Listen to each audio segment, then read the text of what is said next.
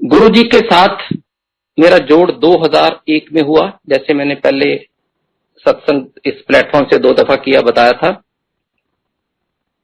और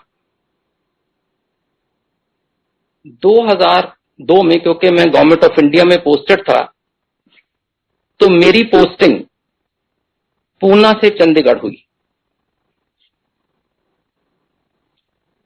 अब नया शहर, नया माहौल। मेरा लड़का 2001 में लंदन पढ़ने चला गया था, गुरुजी की कृपा से, उनकी ब्लेसिंग से। तो हम मियां बीवी थे। तो मेरा बर्थडे होता है फरवरी में 2002 में। तो हमने सोचा कि इस बर्थडे पे क्यों ना गुरुजी को बुलाया जाए। लेकिन हमें, क्योंकि हम 2001 ही में जुड़े थे, अभी मेरे ख्याल में 1 साल भी नहीं हुआ था फरवरी तक, तो ये भी नहीं पता था कि गुरुजी किसी के घर में जाते हैं कि नहीं। तो हम दिल्ली आए। एम्पायर स्टेट में किसी पुराने सेवादार से पूछा, क्या गुरुजी किसी के घर में जाते हैं क्या? तो हमें जवाब मिला कि जाते तो हैं, पर इतना कम कि समझो साल में 1 या 2 दफा ही। तो मेरी वाइफ को बहुत दिल किया, उसने कहा अगर बुलाना हो तो क्या तरीका है? तो उस सेवादार ने बड़े हंस के कहा, दिल से बुलाओ। अब ये एक बड़ी रिलेटिव टर्म होती है, दिल से बुलाना, लेकिन समझ आ गई कि कोई और कोई प्रोटोकॉल तो है नहीं, गुरुजी को बुलाने के लिए कोई फॉर्म नहीं भरना। तो हमने सोचा ठीक है, हम कह के चंडीगढ़ चले गए। और एक दिन हमने फैसला किया कि गुरुजी को दिल से बुलाते हैं, अपना पूरा मन जोड़ के, बाकी उनकी मर्जी।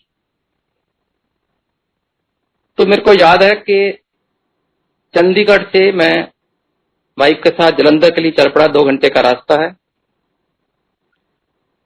और रास्ते में 1 घंटा तो हम अपनी जैसे नॉर्मल गपशप गॉसिप जो भी होती है करते रहे। और पिछला जो दूसरा घंटा था, जब हम जलंधर के पास पहुंचने वाले थे, तो हमारे मन में बड़े शंकाएं, सवाल जवाब आने शुरू हो गए। हमने सोचा हम गुरुजी को बुलाने तो जा रहे हैं, अगर गुरुजी ने मना कर दिया तो हमें बुरा लगेगा। और अगर गुरुजी ने यह कह दिया तेरी हिम्मत कैसी पड़ी कि तू सोचता मैं लोगों के घर में जाता हूं, तो और बुरा लगेगा। तो चल तो पड़े, लेकिन मैंने वाइफ को बोला कि आप ही बोलना, मैं नहीं बोल पाऊंगा। और मेरी वाइफ बोले नो, आपका बर्थडे, आप बोलना, मैं नहीं बोलूंगी अगर गुरुजी ने गुस्सा किया तो। क्योंकि हमने सुन रखा था कि गुरुजी कभी कभी गुस्सा करते हैं और पब्लिकली कर देते हैं संगत में। वो आपको हो रहा है, आपके कर्मों को हो रहा है, वो अलग थ्योरी है। तो हम बड़े इस शंका से, बहुत ही सोच में चलते चलते सडनली ड्राइवर ने कहा जी आगे आश्रम पहुंच गए। क्योंकि गुरुजी 7 बजे गद्दी पे बैठते थे, हम 6 बजे ही पहुंच गए, क्योंकि ये बात करनी थी जन्मदिन पे आने के लिए। जब भी हम पहुंचे जलंधर मंदिर, वहां सडनली एक सेवादार, जो जलंधर मंदिर का सेवादार आज भी है, सुदामा अंकल, वो बाहर आए, कहते आप नारंग अंकल हो? मैं कहा हाँ जी, आपको गुरुजी ने अंदर कमरे में बुलाया। हमें समझ नहीं लगी कि गुरुजी को पता कैसे चल गया कि हम पहुंच गए, हम तो अभी कार से उतरे ही थे। एनीवे, एक ब्यूरोक्रेट की, एक गवर्नमेंट ऑफिसर की अपनी ईगो होती है। हमने सोचा पता नहीं किसी ने देखी होगी, गवर्नमेंट की गाड़ी है, स्कॉट है, तो इसलिए शायद। लेकिन हमारी इमेच्योरिटी थी, हमारा स्टुपिडिटी थी, मैं क्या कहूं आज। एनीवे, आंटी और मैं गुरुजी के कमरे में चले गए। तो गुरुजी ने बड़े ही प्यार से वेलकम किया। हाँ नारंग अंकल आ गए? मैं क्या, हाँ जी, अब बैठो। गुरुजी अपने बेडरूम में बेड पे बैठे थे, हम नीचे बैठ गए कारपेट के ऊपर। और गुरुजी ने कहा देखो भी नारंग अंकल आंटी आए, इनके लिए कुछ लाओ, खाने को लाओ, चाहे प्रसाद लाओ।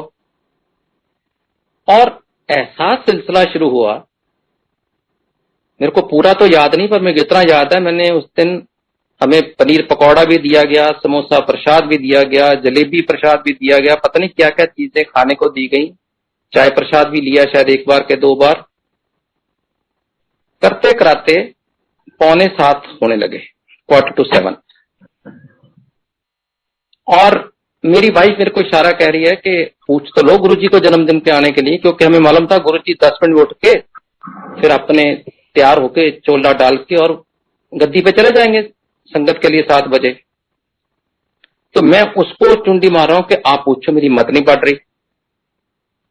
हम एक दूसरे को ऐसे ही इशारा कर रहे हैं, and suddenly Guruji asked my wife, क्यों नारंग आंटी की सोचदी पई है, घर वाले का जन्मदिन है, बुलाना ही है। हमारे तो पांव से जमीन उतर गई।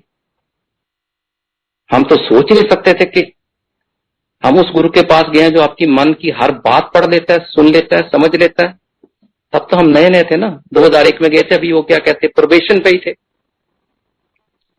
तो जब उन्होंने ये कहा कि घर वाले का जन्मदिन है, बुलाना ही है, तो हम दोनों ने साइमल्टेनियसली कहा, हाँ जी गुरु जी, हाँ जी। Before again we could ask anything, he said मैं आवांगा। And you can't imagine we were happy to the hilt. केड़ी तरीक नूं है जी? कह जी इस तरीक नूं है। कहता अच्छा मैं आवांगा, पक्का आवांगा। ठीक गल हो गई।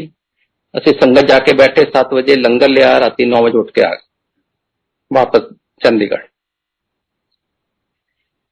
अब क्योंकि जिस दिन गुरुजी से बात हुई थी और जन्मदिन में 15 दिन का गैप था, 15-20 दिन का। अब ये तो फैसला हो गया कि गुरुजी आएंगे। अब पर बहुत सारी चीजें इसके अंदर इन्वॉल्व हैं कि गुरुजी को लाना कैसे है, स्कॉट कैसे करना है, उनको वेलकम कैसे करना है, कितनी संगत बुलानी है, क्या प्रोटोकॉल होगा, क्योंकि हमने तो कभी सत्संग भी इतने अटेंड नहीं किए थे उस समय तक। तो वहां पे एक अंकल थे, नवराज अंकल,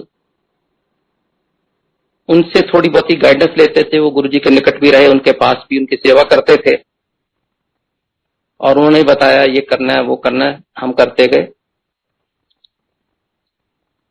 और लेकिन हम फिर भी किसी फाइनल नतीजे पे नहीं पहुंच पा रहे थे कि वेलकम कैसे हो गुरुजी का। तो सडनली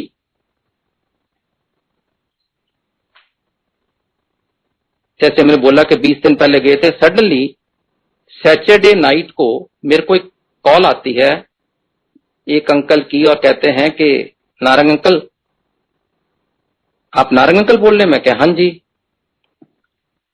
कहते मैं मटकन अंकल बोल रहा हूं पटियाले से, और कल सुबह गुरुजी हमारे घर आ रहे हैं, और उन्होंने कहा कि नारंग अंकल को भी बुला लो।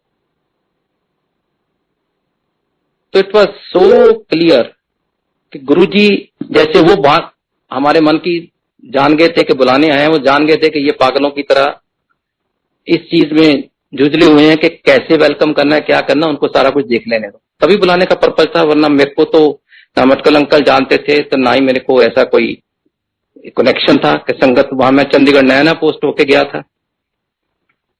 हम बड़े खुश हुए। हमने कहा जी कितने बजे आ रहे हैं? उनका 10 बजे आ रहे हैं। हम सुबह सुबह 9 बजे पहुंच गए, और देखा उनका घर है ऐसे सजा जैसे शादी होनी होती है। वो भी ऑफिशियल थे, उन पुलिस बैंड भी अरेंज किया हुआ था। और जब गुरुजी आए तो बैंड भी बजा, हार भी डाले गए। खूब लोगों ने, मेरे से भी उन्होंने कहा कि आप भी हार डालिए। लोग भी थे 100-200 समय। तो सारा जैसे उनकी आरती की गई, टीका लगाया, फिर उनको कैसे अंदर लेके आए, वो सारी क्रिया जो गुरु के आने के लिए होती है, जो हमारे सवाल थे मन में, सबका जवाब एक एक करके मिलता गया। बड़े खुश हुए। शाम को लंगर लेके 2-2:30 बजे गुरुजी जलंधर चले गए, हम चंडीगढ़ आ गए। Now we were more confident कि अब हम ऑर्गेनाइज कर सकते हैं। उस समय 2 दिन पहले जब मेरा जन्मदिन था, तो मैंने गुरुजी के वहां फोन किया जलंधर में कि गुरुजी आपको शायद चंडीगढ़ में कहाँ आना पता नहीं होगा, मेरी एक टीम, क्योंकि मेरा एरिया था सारा नॉर्थ इंडिया में 2-3 स्टेट थी, मैंने कहा मेरी एक टीम जो है ना, आपको एस्कॉर्ट करके जलंधर से सीधा मेरे घर चंडीगढ़ ले आएगी। तो गुरुजी कहते नहीं नहीं, इतनी दूर की करन कहां गए एस्कॉर्ट कर। उन्होंने कहा मैनू मोहाली मिल लैन, जलंधर से Mohali is again 1 hour 45 minutes, उसके बाद 15-20 मिनट और होते हैं चंडीगढ़ घर आने के लिए, for the benefit of those who do not know the topography of Punjab. तो मैंने कहा ठीक है सतबचन, आपने अपनी टीम, एक मेरी जीप ऑफिसर्स वगैरह बकायदा यूनिफॉर्म में, क्योंकि मैं देखा था वहां पुलिस बैंड और सब कुछ, मैंने कहा ये भी प्रॉपर स्टाइल से, I was from uniform service, तो मैंने यूनिफॉर्म वाले सारे ऑफिसर तैयार करके भेज दिए। वो कोऑर्डिनेट करते रहे जिसको भी गुरुजी ने कहा था, और अल्टीमेटली वो गुरुजी को मोहाली में स्पॉट करके लेके घर आ गए। अब गुरुजी की संगत में किसको इनवाइट करना है किसको नहीं करना कुछ समझ नहीं थी, लेकिन ये बहुत लोगों ने कह रखा था कि जब गुरुजी घर में आते हैं ना, आप बेशक इनवाइट करो ना करो, बहुत सारी संगत ऐसे ही आ जाती है जिनको बाय वर्ड ऑफ माउथ पता चल जाता है। तो हमें तो ये इल्म नहीं था, पर फिर भी हमने बुला रखे थे, फॉर एग्जाम्पल 50-100 लोग, तो हमने तैयारी 200 की कर ली कि जब सब कह रहे हैं कि अपने आप लोग आ जाते हैं तो हम थोड़ा सा मार्जिन लेके चले। I was staying in A state government officers colony, जिसके अंदर मिनिस्टर्स और हाई रैंकिंग ऑफिशियल्स पुलिस के, सिविल के रहते थे। तो मैं सबको जाके एक को इनवाइट करके आया। अब ये तो मेरा मालूम है कि हर एक का अपना गुरु होता है, अपना इष्ट होता है, कोई जरूरी तो नहीं कि इस उम्र में वो अपना गुरु बदले या आपका विश्वास बदले, पर हम, मेरा फर्ज था, मैं बोल के आ गया। तो गुरु जी ने कहा थी सारे ने बुलाई, कौन आएगा कौन नहीं आएगा किसी ने कंफर्म नहीं किया, आपने कहा कोशिश करेंगे तो 2-4 जो माने, बाकी तो ऐसे ही था। इसी तरीके कोई मेरे रिलेशन फ्रेंड्स जिस चीज को भी कहा, कोई मेरे मुंह पे आ गए, कोई वैसे किसी ने कहा चलो आ जाएंगे, लेकिन ये संख्या तो बहुत कम थी, 50-60 की होगी, लेकिन 100-150 लोग गुरुजी के भगत इधर उधर से जिनको पता चलता सुन के आ गए। तो मेरे घर में भी उस समय 150 आदमी था जब गुरुजी पहुंचे। हमने उनको वैसे रिसीव किया, मेरी आंटी ने टीका लगाया, आरती की, फूल मालाएं बनाई गई, उनको लाके कुर्सी पे बैठाया गया, विराजमान किया गया। बाहर लॉन था, वहां पे संगत बैठी थी। उस समय तक 150 आदमी था शायद अंदाजा, और हमारा अरेंजमेंट भी 200 का था। उसके बाद गुरुजी कहते ले भी हलवा प्रसाद दइए। मैं कहा गुरुजी ये तो संगत नवी है, बहुत सारे लोगों को मैं बुलाया पहली बार, तो इनको तो कुछ सत्संग सुनने दो, जब हम इनको सुनाएं ताकि इनको गुरुजी के बारे में पता चले, तो फिर प्रसाद दे देंगे बाद में। कर दे जिस तरह तो आखेगा, मेरी बात मान गए। तो हमने सत्संग शुरू किए, 4-5 लोगों को कह भी रखा था, सीनियर ऑफिसर थे पंजाब के, उन्होंने सत्संग किए। और जब उन्होंने सत्संग शुरू किया, क्योंकि गुरुजी तो 11 बजे आ ही गए थे, 11:30 पौने 12 तक संगत ऐसी आनी शुरू हुई कि हम तो समझ ही नहीं पा रहे थे कहां बैठाएं कहां रखें। करते कराते तकरीबन 400 तक संगत हो गई। बड़ी कोठी थी, काफी अरेंजमेंट खुला था, ताकि लोग बैठा पे, कोई खड़े रहे, काफी लोग खड़े भी रहे, कोई बैठे। लेकिन जब तक सत्संग खत्म हुए, अब प्रसाद तो आंटी ने 200 आदमी के लिए जो हलवा प्रसाद, कड़ा प्रसाद बनाया था, वो तो जैसे हम गुरुद्वारों में थोड़ा थोड़ा देते हैं उस हिसाब से बनाया था। हमें तो मालूम नहीं था कि गुरुजी ऐसा गफ्फा देते हैं कि जो एक हाथ में देते हैं आपके 2 हाथ में नहीं आता। तो ये एक थोड़ा सा परेशानी का मामला हो गया कि अब 200 आदमी वाला प्रसाद, पहली बात 400 को कैसा पूरा आएगा, और दूसरी बात जिस तरीके गुरुजी देते हैं ये तो 85 में खत्म हो जाएगा। तो गुरुजी ने कहा सब प्रसाद, लाइन लग गई, प्रसाद देने लगे, और वही तरीका गुरुजी का, प्रसाद दिए जाएं। मेरी तो हिम्मत ना पड़े, मेरी क्या किसी की भी हिम्मत नहीं पड़ सकती गुरुजी को जाके कहना। प्रसाद खत्म हो गया, 70-80 लोगों ने लिया होगा। वहां पे कुछ लोग जो पहली दफा ऐसे गुरुजी का नाम सुन के जब वैसे आते हैं रिलीजियस टाइप फंक्शन पे, तो वो मिठाई का डब्बा ले आते हैं आउट ऑफ रिस्पेक्ट और आउट ऑफ सेंटिमेंट्स। तो हमारे पास ऐसे 20-25 लड्डू बर्फी के डब्बे भी आ गए, वो हमने खोल के प्रात में डाल दिए। वो भी कितनों का चल जाता। अब ये नहीं कि हम और प्रसाद ऑर्गेनाइज नहीं कर सकते थे, लेकिन लॉजिस्टिक्स ऐसे थे कि अगर 200 आदमी के लिए इतने डब्बे मिठाई और लानी है, कोई ऑफिसर जाएगा वहां से पैक करवाएगा, फिर लेके आएगा, वो इंस्पेक्टर को आने जाने में 1-1.5 घंटे का प्रोसीजर था, तो बीच में ब्रेक आ जाती है। तो ये हमें बड़ा खौलना था कि अब क्या करें। जब लड्डू बर्फी के 20-25 डब्बे खोलने गए और गुरुजी प्रसाद बांटने लगे, तो मेरा बड़ा ही दिल करे कि गुरुजी को बोलूं, गुरुजी आधा आधा लड्डू दो, नहीं तो ये पूरा नहीं पड़ेगा, हमें मुश्किल होगी। और मैं गुरुजी के चरणों में ही बैठा हुआ था। राइट हैंड से वो प्रसाद दे रहे थे, मेरे को लेफ्ट हैंड में उन्होंने अपने पास बैठाया हुआ था। और जब भी वो दें वैसी गफा दें, किसी को 8 लड्डू, किसी को 6 लड्डू, किसी को 10 पीस बर्फी के। और मेरी वाइफ दूर से मेरी तरफ देखे और घूरे के गुरुजी क्या कर रहे हैं। मैंने कहा मैं अब क्या बोलूं, कभी कभी मेरा ध्यान परात की तरफ, कभी गुरुजी की तरफ। और गुरुजी भी बड़े ही मिस्चीवियस स्माइल देके मेरी तरफ देखे नीचे, तो मैं सोचे हूं इशारा कर रहा हूं तो उसको और डबल दे दें, किसी को 4 लड्डू पहले वाले को दिए थे, इसको 8 दे दें। मैं बड़ा परेशान, ध्यान मेरा परात की तरफ। गुरुजी के तो वैसे ही नीचे पांव के पास बैठा था, पता नहीं शायद टांगे दबा रहा था, मेरे को याद नहीं। और मैं बस मन ही मन में अरदास कर रहा था, गुरुजी अब इस सिचुएशन से कैसे बचूं। नाम उठ के जा सकता था किसी को कहने के और लेके आओ मिठाई, बेशक घंटे बाद आती, तो गुरुजी ने पास बैठाया हुआ था। संगत जी, ये कहने सुनने की बात है, सर ये कहने सुनने की बात नहीं, मेरे घर में मेरे साथ ये एक्सपीरियंस गुरुजी ने मेरे जन्मदिन वाले दिन दिखाया कि वो जो 20 या 25 डब्बे बर्फी और लड्डू के खोल के जिसमें से प्रसाद दे रहे थे और खुला प्रसाद दे रहे थे, 6-6, 8-8 लड्डू, 10-10 पीस बर्फी के, गुरुजी देते गए और प्रसाद बढ़ता गया। पूरे 400 आदमी को गुरुजी ने ऐसे ही प्रसाद दिया जो शुरू से देते थे गप्पों की तरह, और एंड में भी थाल में उतना ही प्रसाद बचा जितना मैंने शुरू में 20 डब्बों का रखा था। ये एक अचंभे की बात है जो पहली दफा सत्संग सुनेंगे, और कुछ लोग कहेंगे हाँ गुरुजी कुछ भी कर सकते हैं, लेकिन हमने जब ये देखा, हमारे सामने फैमिली ने, जब उस समय जो संगत बैठी थी उन्होंने देखा, तो ये एक इस तरीके का सत्संग है जो आज भी जब करते हैं तो आप तुरंत खड़े हो जाते हैं।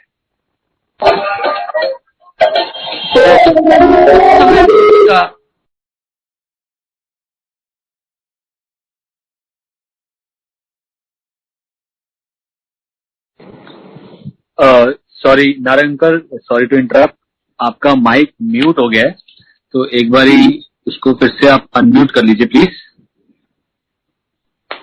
Is it okay? जी अंकल, आगे। I am sorry for that. No. तो शुड आई रिपीट? बीच में मिस हो गया? Just 5 second. हाँ जी, हाँ। तो वो मतलब तब पता चला कि भगवान जो होते हैं वो कभी भी अपने डिवोटी की मुश्किल में उसको मार्जिन ही नहीं देते कि वो चिंता करे। वो इमीडिएटली उसकी प्रोटेक्शन के लिए आते हैं और उसके मन का कोई भी भ्रम वहम कम हो जाएगा, क्या होगा, कैसा होगा, सब दूर कर देते हैं। खैर गुरुजी ने ये प्रसाद बांटा और वो उतना ही बचा रहा, क्योंकि कुछ संगत लेट भी आनी थी, जो गुरुजी को पता था उनके लिए बचा रहा। उसके बाद लंगर जो 200 आदमी का बनाया था, और हमारे जो केटर थे उसने कहा था साहब 150 का ऑर्डर करो तो 200 का हो ही जाता है, तो हमने भी कहा ठीक है। लेकिन वो लंगर भी खुलेआम 400 संगत ने खाया, फिर भी बचा रहा। कैसे पूरा हुआ, क्या कैलकुलेशन हुई, मैं इसमें दिमाग नहीं लगाता और ना लगाना चाहिए, क्योंकि गुरुजी हमेशा कहते थे रब दे कम्मां नूं समझण लई दिमाग नहीं लाना चाहिए। लेकिन दिमाग उदों तक लगाईदा है जदों तक असीं उन्हां नूं रब ना समझीए। ਜਦੋਂ तक गुरु जी नूं रब ना समझिए, गुरु जी नूं शिव ना समझिए, तब तक तो दिमाग चलता है, लगाता है। लेकिन जब आप भी मन में आ गया कि ये कौन है, साक्षात शिव धरती पे आए हैं, साक्षात महाशिव धरती पे आए हैं, फिर दिमाग लड़ाने की कोई जरूरत नहीं। उसके बाद गुरुजी ने कहा चलो लंगर खिलाओ। लंगर के बाद बहुत सारी क्योंकि नई संगत थी, उन्होंने सत्संग सुने, बड़े प्रभावित हुए। उन्होंने कहा नारायण अंकल हम गुरुजी को 2 मिनट मिलना चाहते हैं, 5 मिनट मिलना चाहते हैं। मैंने गुरुजी को जाके रिक्वेस्ट की, मैं क्या गुरुजी बहुत सारी संगत जो है वो आपसे प्राइवेट ऑडियंस चाहती है 2-2 मिनट 4-4 मिनट का, अगर आप इजाजत दो। तो गुरुजी ने कहा ठीक है बुला लो। तो पूरी लंबी सी लाइन लग गई और मैं 5-5 2-2 मिनट के लिए एक एक करके सबको अंदर भेजता गया।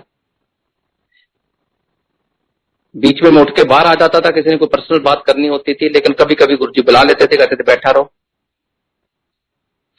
एक पंजाब की लीडिंग पॉलिटिशियन वहां पे आई लेडी थी, वो गुरुजी के पास आधा घंटा बैठी रही, सारी संगत बाहर खड़ी वेट कर रही।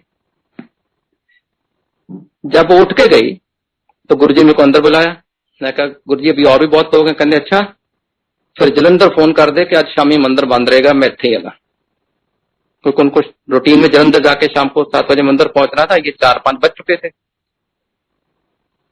जैसा हुक्म हुआ हमें मैसेज दे दिया। मेरे को कहते हैं ये जो लेडी आई थी ना, मेरा दिमाग खा गई है कि मैनू चीफ मिनिस्टर बनाओ। और मैं इसको सुनता रहा। फिर मैंने कहा गुरुजी आपने क्या कहा, मन तो जाओगी पर लंबा नहीं चलेगी। And that actually happened. I am talking 15-20 years back. So Guruji जो चाहते थे, जैसा चाहते थे वैसा ही करते थे, वैसे कर सकते थे, इसमें तो कोई दो राय नहीं है। उसके बाद काफी देर तक बाकी संगत को मिलते रहे। फिर एक चाय प्रसाद का राउंड हुआ। 6 बजे के करीब गुरुजी मेरे को कहते हैं कि चलने की तैयारी की जाए। मैं कहा गुरुजी जो हुक्म, जैसा हुक्म। तो मैंने कहते ठीक है, मैंने अपना स्कॉट वगैरह तैयार किया और जैसे गुरुजी ने कहा था मोहाली तक छोड़ देगा, आगे मैं निकल जाऊंगा। उसी तरीके उसी श्रद्धा से जितनी 100-150 की संगत उस टाइम भी बैठी हुई थी, हम सब ने जाके बड़े सत्कार के साथ गुरुजी को विदाई दी। गुरुजी के बहुत खुश थे। वो जो गुरुजी के आने के ऊपर जो पूरी एल्बम बनी, वो मेरे लिए एक बहुत प्राइज पोजेशन है लाइफ में। और उसकी एक कॉपी मैं अगली बार जाके जलंधर गुरुजी को दे के आया। और मेरे को संगत में से उस समय एक आंटी गुरुजी की सेवा में रहती थी, मैं नाम नहीं लूंगा, उन्होंने बताया कि गुरुजी बड़ी बारी कहने रो नारंग अंकल वाली एल्बम दिखा। इससे बड़ी ब्लेसिंग मेरे लिए हो नहीं सकती कि गुरुजी ने मेरे घर आए, मेरे को ब्लेस किया और संगत को ब्लेस किया इतना, और उसके बाद खुशी खुशी गए और बाद में भी वो याद करते रहे। संगत जी ये बहुत बड़ी ब्लेसिंग है, समझने की बात भी है, और जो एक्सपीरियंस करता है उसको ही पता है। मैं गुरुजी के साथ उसके बाद दिल्ली में मिलने आता था चंडीगढ़ से, तो हमेशा ही कोई ना कोई नई चीज देख के, नई चीज सीख के जाता था।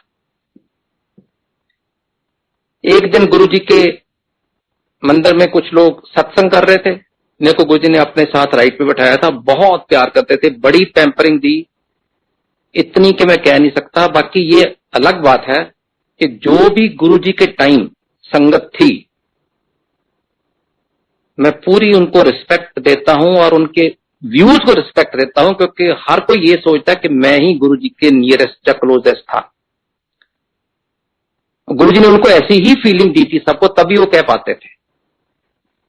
तो ये कहना मेरा कि मैं गुरुजी के बहुत क्लोज था, कोई मायने नहीं रखता कि उस समय जो भी संगत आती थी सारे ही कहते थे मैं गुरुजी से सबसे क्लोज हूं। भैया ठीक है, आप भी क्लोज हो। तो मेरे को जब मैं मंदिर जाना, गुरुजी ने एम्पायर स्टेट मेरे को बैठा लेना, राइट पे बैठा लिया। किसी को बोला सत्संग सुनाओ, उसने सत्संग सुनाना शुरू किया। गुरुजी कहते नहीं है छठ कैंसर वाला सुना, उसने कैंसर वाला सुनाया। नहीं वो तेरी परजाई वाला सुना, उसने वो सुनाया। नहीं वो जो तुम्हारी वो क्या थी तेरी कुड़मनी की हो गया सी, वो सुना। So with the result